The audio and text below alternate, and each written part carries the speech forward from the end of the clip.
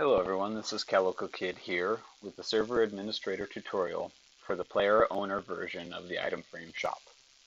This is a Denizen based shop and you will need Denizen to be installed to use this script. With this shop script, it has the option to require players to set prices above or below the server's base price list for buying and selling. Now, how you activate this to make it work properly is you go into the script and you can see where it says under default constant server price requirement. Now you're going to want to set that to true. Now this is mainly for if you have a server owned shop, which this script has the option for that, and that way then players cannot take and buy an item off of a player owned store and then go and sell it to a server owned shop and make a bunch of money off of it without really doing any work. So have that set to true if you're going to do both server and player owned shops. Now, I do have the server owned version of this item frame shop, and I would not suggest loading up both of these because they will actually conflict. So just use the player owned version if you want to have the functionality of player owned shops. Otherwise, just use the server owned version as it will be simpler for you. So one of the first things I'm going to go over is how you can set a price on an item. Now, say you have a custom item in the server that you want a price on. You just do /price, and it'll ask you what the price you want is. So for the sniper bow, we're going to do 400. And so now it sets that price. Now, if you want to edit that price at any time, you can still type /price, but it'll prompt you to use a different command, which is the adjust_price command. So we'll do that. We'll do adjust_price. And it'll give you the option for setting a new price. So we'll set it to 500 now. And then it'll tell you it's been set to 500.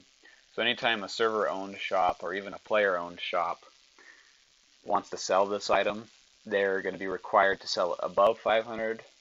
Or if they want to buy it back off of a player, they're going to be required to buy it back under 500. So remember, this is just the base price. This is only just a basic price to go by, so that then players cannot just buy and sell items and then make money. Now, each of the prices YAML items that are presets, that are already in-game items, I have set in such a way that a player cannot just go and make items and then turn around and sell them and make a bunch of money off of them. Feel free to edit these if you'd like. I don't recommend it, however, if you don't want players to be able to monetize off of just taking items out of one store, making stuff, and then turning around and selling them back to a server. But other than that, it should be fine. Now this script, just like the server-owned item frame shop, uses the same command, which is /store setup, which with an underscore. And that'll give you the NPC egg. And you take that egg and you go inside your store. You can see I've already got mine set up here. And then you right click on the ground where you want the shopkeeper to be. And it gives you the cuboid selector tool. So one thing you're going to want to make sure with this tool is that it says cuboid location 1 selected and then cuboid location 2. And I suggest putting one of them on the ground outside the shop so that then players cannot dig through the bottom of your store. Then once you have both locations set, which I have one there and one on the other side, you drop the cuboid selector and then you type set to the storekeeper. Now as it is right now, this is a player-owned store, so it would be your store that you own. Now in order to make this a server-owned store, you do /NPC owner and then server. And this will create it to be a server-owned store. So now you'll have your prices to be able to be set, which you have to have the storekeeper selected to get the prices. So, but you have each price there.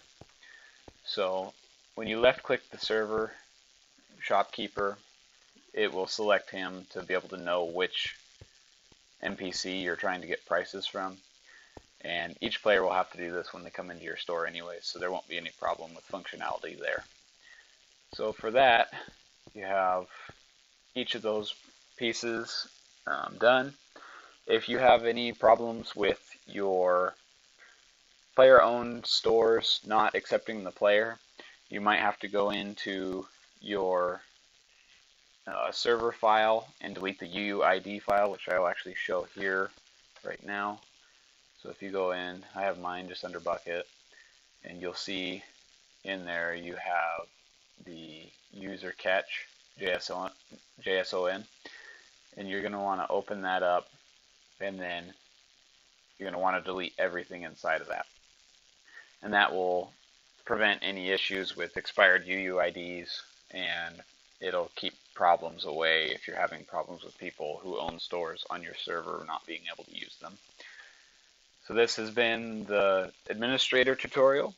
Thank you for watching, and if you want more functionality options and to be able to see the way this works for players, please check out the player-owned item frame tutorial, and I'll have that actually a link to that in the description down below the video.